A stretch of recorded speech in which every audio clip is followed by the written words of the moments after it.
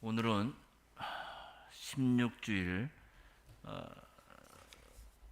사신문부터 쭉 보겠습니다. 먼저 사신문부터 읽죠. 그리스도는 왜 죽으시기까지 낮아져야 했습니까? 답. 하나님의 공의와 진리 때문에 우리의 죄값은 하나님의 아들의 죽음 이외에는 달리 치를 길이 없습니다. 지금 이 16주일 안에서는 모두 이제 네 가지 문답이 있는데요. 40문에서 43문까지. 여기에는 사도신경 내항에 달린 십자가에 달리시고 죽으시고 장사되셨고 음부에 내려가셨으며 라는 사실을 가르칩니다. 지금 방금 읽은 이 40문은 그 중에 그리스도의 죽으심의 이유가 뭔가를 알게 하는데요. 우리의 죄값을 아들님에게서 찾는 것이 하나님의 공의라는 사실을 우리가 이미 5절, 6절에서 배웠지만은 여기 40문에서는 그것이 공의만이 아니라 진리 때문에 그렇다라는 사실로 진리를 하나 더 덧붙입니다. 의로우신 하나님께서는 그 말씀대로 불의에 대해서는 가차없이 형벌하시는 진노하시는 하나님이신데요. 분명 성경에 죄값은 사망이라 하셨기 때문에 하나님의 공의를 따라서 누구든 사망을 값으로 치러야 했습니다. 단지 사람으로서는 하나님의 그 의를 만족시킬 수가 없기 때문에 하나님께서는 결국 독생자에게 죄에 대한 의로우신 진노를 다 쏟으심으로 당신의 의를 만족시키시고 그리스도를 믿는 자에게 대신 의롭다함을 입혀 주셨습니다. 자, 이것이 우리가 알고 있는 5절, 6절에서 배운 하나님의 공의라는 그런 내용인데, 그런데 여기에 40문에서는 공의와 더불어 진리의 요구를 더 붙입니다. 자, 이 40문에서 말하는 진리가 뭘까? 이것은 하나님의 말씀을 물론 가르치는데요. 우리가 잘 알듯이 창세기 2장 17절에는 하나님께서는 선악을 알게 하는 나무로 아담과 첫 언약을 맺으셨죠. 그러나 그는 하나님의 진리 대신에 사단의 거짓에 귀를 기울이고 맙니다. 하나님의 진리의 말씀은 분명 정령 죽으리라 라는 그런 말씀을 단서로 내주셨는데 그 말씀대로 과연 사단의 거짓에 귀를 기울인 결과는 형벌을 집행받는 겁니다. 그리스도께서는 거기에 순종해 그 진리의 말씀에 순종하셔서 십자가에 죽기까지 순종하셨습니다. 또한 하나님께서는 여인의 후손으로 하여금 뱀의 머리를 상하게 할 것을 창세기 3장 15절에 약속하셨죠.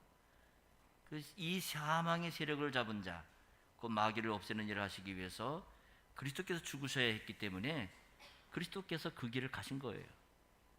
아담에게 선언하신 진리가 이 마지막 아담의 죽음에 그대로 적용이 되는 겁니다. 첫사람 아담이 정령 죽으리라 한 그 죽음을 마지막 아담이신 그리스도께서도 그 당신의 죽음으로 그대로 적용을 받으셨어요. 예수님께서는 구약에 가르친 그 진리의 말씀대로 그 길을 묵묵히 가셨습니다. 우리가 알다시피 예수님께서 체포당하실 때 베드로가 예수님을 보호한다시고 칼을 들어가지고 예수님을 보호하고자 했지 않았습니까? 그때 주님이 뭐라고 말씀하십니까? 너는 내가 내 아버지께 구해 지금 12영 더 되는 천사를 보내시게 할 줄 없는 줄 아느냐? 그렇게 한다면 과연 성경을 이런 일이 있으리라 한 성경의 말씀이 어떻게 이루어질 수 있겠느냐? 이렇게 말씀하십니다. 과거의 구약 시대에는 구약의 동물로 들여서 속죄제를 얻겠는데 사실 그 자체로는 동물의 피로는 죄를 속할 수 없다. 히브리서 10장 4절에 그렇게 말씀하잖아요. 그 제사들은 그리스도의 완전한 속죄를 예표하기 때문에 하나님께서 그리스도를 보시고 받아주신 거예요. 그리스도의 십자가의 제사는 한 영원한 제사로 구약 제사를 완성하는 것이었습니다. 그러나 이 모든 날 마지막에 그리스도께서 십자가에 달리심으로 하나님께 대해 죄값을 다 치르셨어요. 자, 그래서 그리스도는 죽기까지 나다치셔야 됐다. 아들의 죽음 외에는 달리 우리의 죄값을 치를 길이 없기 때문에 그리스도는 죽기까지 나다치셔야 했다는 사실을 그렇게 그 이유를 설명해 주고요. 자, 41문입니다. 그리스도는 왜 장사되셨습니까? 답. 그리스도의 장사되심은 그가 진정으로 죽으셨음을 확증합니다. 여기서는 그리스도의 장사되심의 의미를 지금 묻고 있는 겁니다. 이 장사된다, 사람의 세계에서 이 무덤에 들어간다는 것은 죽음을 확정하는 거죠. 이거 시신이 관에 있을 때에는 그래도 얼굴에도 볼 수 있지만은 그야말로 땅에 묻히면은 정말로 죽었다는 사실을 감지하게 되잖아요. 요즘엔 특히 뭐 화장 문화가 한국에서는 일반적인데, 그 시신이 그 뜨거운 불 속으로 관이 쑥 들어갈 때 보면 참 참혹합니다. 그래서 그 땅에 묻힐 때 혹은 그 불 속에 들어갈 때 유족들은 더 큰 애곡을 하고 슬픔을 느끼죠. 예수님의 장사에 대해서는 이 사복음서가 모두 기록할 정도로 대단히 중요한 사건이 됐는데요. 여기서 중요한 일을 한 사람이 우리가 잘 알다시피 공회의원으로 선하고 의로운 요셉이라는 사람, 그 사람을 얘기하는데, 그 사람에 대해서는 마가복음 15장 43절 보면은 존귀한 공회원이고 하나님의 나라를 기다리는 자다, 그렇게 말합니다. 더욱이 그는 예수님 죽으신 이후에 당돌하게 그 빌라도에게 가서 예수의 시체를 달라라고 요구한 인물이기도 하죠.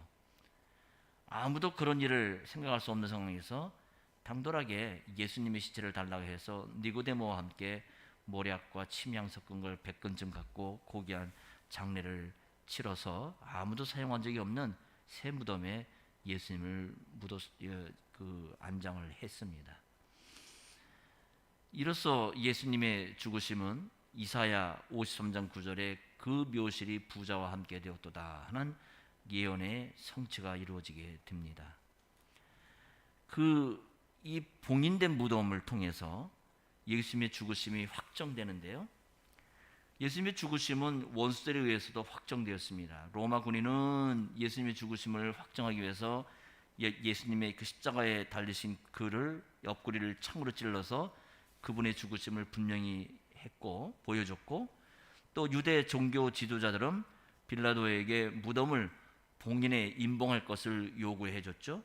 또 빌라도는 백부장에게 물어서 그 예수님의 완전하게 죽으심을 확인하고 그 무덤을 임봉함으로 그리스도의 죽음을 공적으로 확정하였습니다.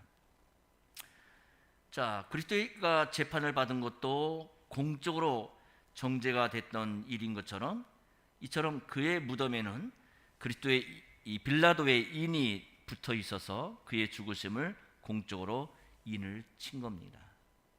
그러니까 이건 뭐 부정할 수 없는 사실이에요.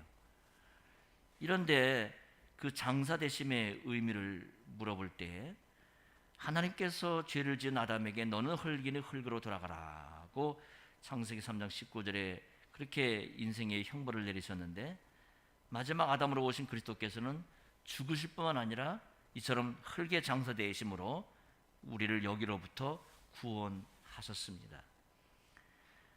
이 묻히셨다, 장사됐다 하는 것은 단지 죽음을 입증하는 것에 그치는 게 아니라 죽음이 의미하는 그걸 그대로 당하셨다, 완전 죽음을 당하셨다, 그거를 의미하죠.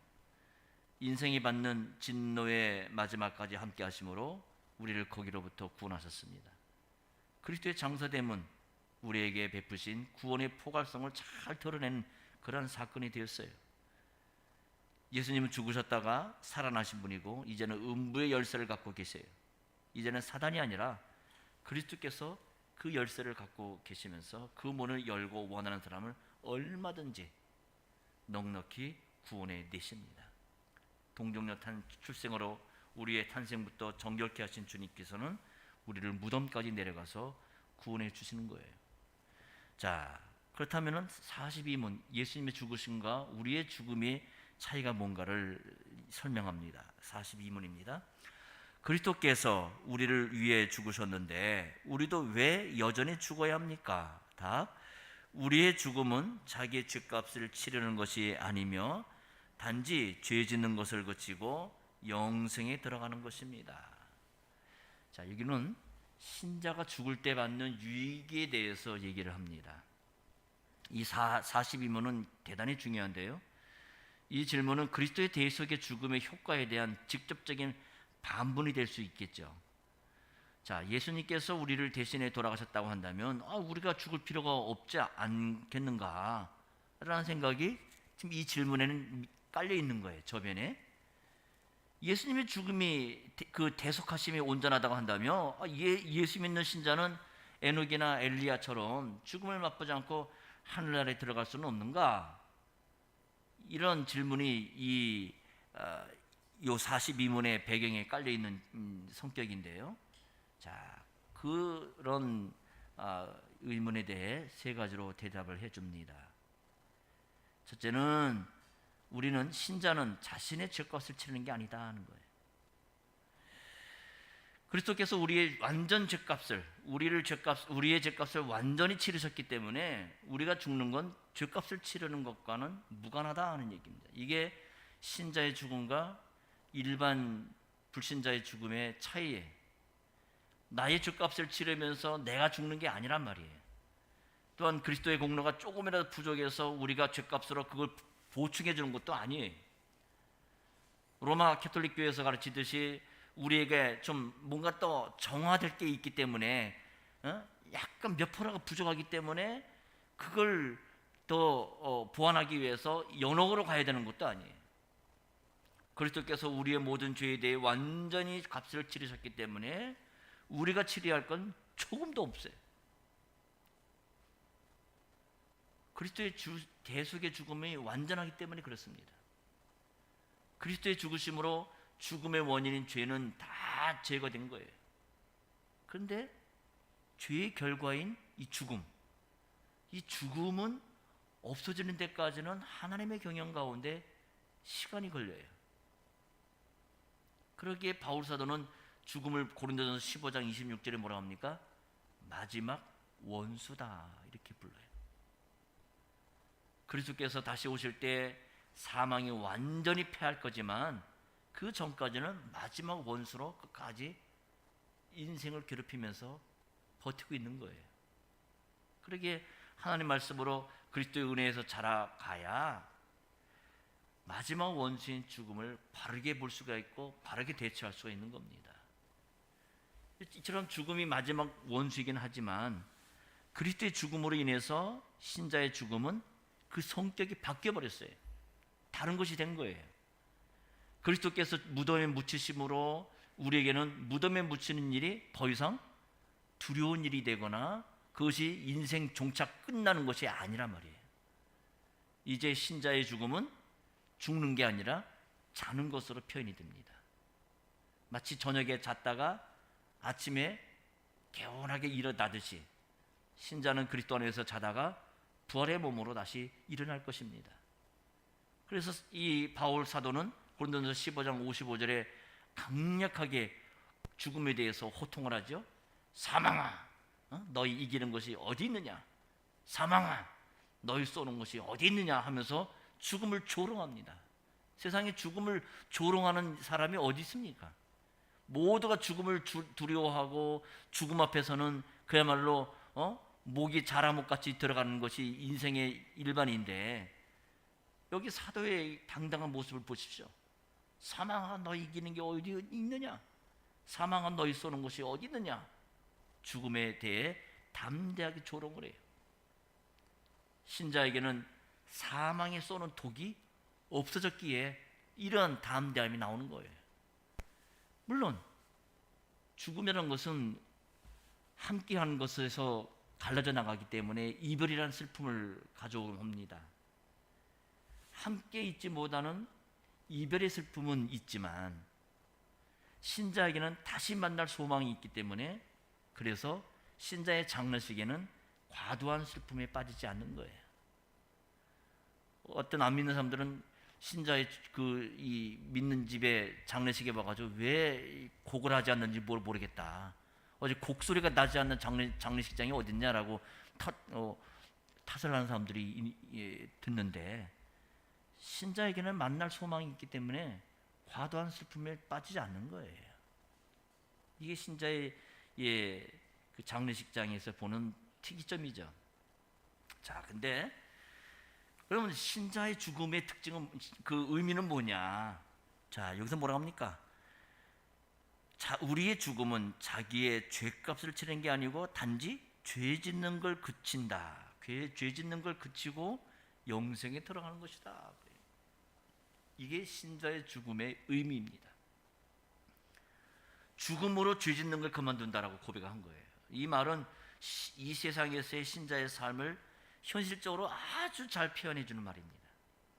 예수를 믿었으니까 죄와 무관하다고 생각하지 않고 이 세상 사는 동안에 죄와 열심히 계속해서 싸우는 생활을 하다가 이제 그 싸움을 마치고 영생에 들어가는 것이 신자의 죽음이다. 여러분, 얼마나 멋집니까? 우리는 이 말에 얼마나 힘을 얻어요. 여기서 우리는 신자의 생활이 어떻게 살아가야 되는지도 답을 얻게 되죠. 이것은 죄와 싸우는 신자의 마음을 잘 표현한 말이에요. 마치 우리가 하루 일을 마치고 잠자리에 들어갈 때 하루 동안 지은 죄를 회개하고 눕지만 또한 새날을 소망합니다. 신자는 신자의 죽음을 죄와의 싸움으로 끝나는 것을 이해하고 이처럼 부활의 소망을 안고 자는 거예요. 바울사도는 율법이 선하지만 율법 때문에 오히려 죄를 짓는 자기의 모습을 보면서 뭐라고 합니까? 로마서 7장 24절 우리가 다 이미 배운 거지만, 오호라 나는 곤고한 사람이다. 이 사망의 몸에서 누가 나를 건져낼 수 있으랴 하고 장탄식을 하잖아요. 근데 이 탄식을 가만히 보면 이 탄식은 탄식만 있는 게 아니라 뭐가 있어요? 그 안에는 소망이 있어요. 사망의 몸에서 구원함을 받고 부활의 몸을 입을 때 죄와 씨름하는 문제가 풀어진다는 것을 사도는 깨달았던 거예요. 그리고 그날을 소망합니다. 사람의 육신과 죄는 나눠질 수 없을 정도로 아예 그냥 믹스화 돼가지고 서로 연결되어 있죠. 그러니까 사람에게서 선한 것이 나올 수 없는 거예요. 생각이나 말이나 행동에서 우리는 뭘 하든 간에 선한 게 나올 수가 없어요. 그냥 죄밖에 없어요. 그야말로 캘빈 선생의 말을 빌려보면 우리의 속은 죄를 만들어내는 공장이에요. 혈과 육은 하나님 나라를 유업으로 받았었고 썩을 것은 썩지 않을 것을 유업으로 받지를 못한다, 그렇게 그랬습니다. 신자의 죽음은 하나님 나라를 유업으로 받지 못할 육신의 죽음이에요. 신자의 죽음은 죄에 대한 죽음이고 영원한 생명으로 한 걸음 더 가까이 나아가는 그런 행보가 되는 겁니다. 자, 여기에 단지 죄 짓는 걸 그치는 겁니다라고 끝났으면은 조금 뭔가 아쉬움이 있을 텐데, 여기 뭐라고 합니까? 영생에 들어가는 겁니다, 그래요. 신자는 그리스도의 죽음의 공의를 덧입기 때문에 신자는 죽을 때 하나님과 교제에 적극적으로 들어가는 겁니다. 우리가 누가복음에 이 거지 나사로와 부자의 비유를 볼 수 있는 것처럼 신자는 죽어서 아브라함 품에 있는 거예요. 죽음에는 이 분리라는 의미가 있죠. 분리된다라는 의미가 있는데, 아담과 하와가 이 죄로 인해서 하나님과 분리됐을 때 이미 그들은 죽은 거예요. 그런데 그리스도를 말미암아 우리는 영원한 생명을 얻었습니다. 생명은 뭡니까? 하나님과의 끊임없는 교제가 생명이잖아요. 이 교제가 죽음으로 갈라지는 것이 아닙니다. 데살로니가전서 5장 10절에 보면은 우리는 깨든지 자든지 자기와 함께 살게 된 겁니다. 바울 사도는 이 세상을 떠나서 그리스도와 함께 있을 욕망을 가진 것이 더 좋다 그랬어요. 자, 여기서 우리는 영생의 세 가지 단계를 생각해 볼 수 있을 텐데요. 첫째는 믿을 때의 영생을 우리는 얻잖아요. 그때는 이미 죄와 싸우는 거예요. 둘째는 죽은 후에 영생을 누리는데 이때는 영혼이 쉬는 겁니다. 셋째는 부활 후에 영생을 누리는데 이때는 몸과 영혼이 결합해서 영원한 몸을 입고 영광스러운 몸을 입고 영생을 누리는 거예요. 이렇게 하나의 단계적으로 세 단계로 나눠서 생각해 볼 수 있지만은 우리는 영생을 더 깊고 풍부하게 누려요. 이미 영생을 얻었고 사망에서 생명으로 옮긴 존재는 바로 다름 아닌 신자다. 그거예요. 죽음하면은 세상 사람들을 다 두려워합니다. 불신자들에게 가장 무서운 것이 죽음이죠. 물론 신자에게서도 죽음은 두렵습니다. 남아있는 죄의 세력의 영향을 받는 거기 때문에 두렵습니다. 하지만 여기에서부터 해방돼서 신자의 죽음은 새로운 세계로 들어가는 거예요. 그리스도의 장사되심 때문에 신자의 죽음은 막힌 문이 되는 게 아니라 우리를 새로운 세계로 인도하는 문이 되는 겁니다. 이게 놀랍죠? 새로운 세계를 얻는 유익이단 말이에요. 이건 뭐 죽음을 뭐 철학적인 말로 미화시키는 게 아니에요. 우리가 그리스도의 은혜로 새로운 세계로 들어가는 것이지. 그래서 이 신자의 죽음은 생명의 끝이 아니라 죄의 끝이다. 죄의 끝이다. 죄 때문에 죽는 것이 아니라 우리의 죄에 대해서 죽은 거예요. 부자 나사로 비유해서 볼 수 있는 것처럼 낙원이 하나님 나라가 완전히 이루어지는 건 아니지만, 그죠? 우리가 보통 천국에 간다는, 그런데 천국에 간다는 말은 좀 우리가 바꿔 써야 될 겁니다. 낙원에 가는 거죠. 낙원에. 이 낙원이라는 것은 하나님 나라가 완전히 이루어지는 건 아니에요. 단지 하나님께 한 걸음 더 가까이 나가는 겁니다. 예수님께서 십자가에 달리셨을 때 강도들이 욕을 하다가 갑자기 한편 강도가 예수님을 두둔하니까 뭐라고 합니까? 오늘 네가 나와 함께 낙원에 있겠다, 이렇게 말씀하시죠. 예수님께서는 비난하던 강도 중에서 한편 강도를 구원해내시고 그 사람에게 죽은 다음에 음부로 가는 게 아니라 낙원으로 갈 것이다 라고 말씀하시고 그곳으로 데리고 가신 거예요.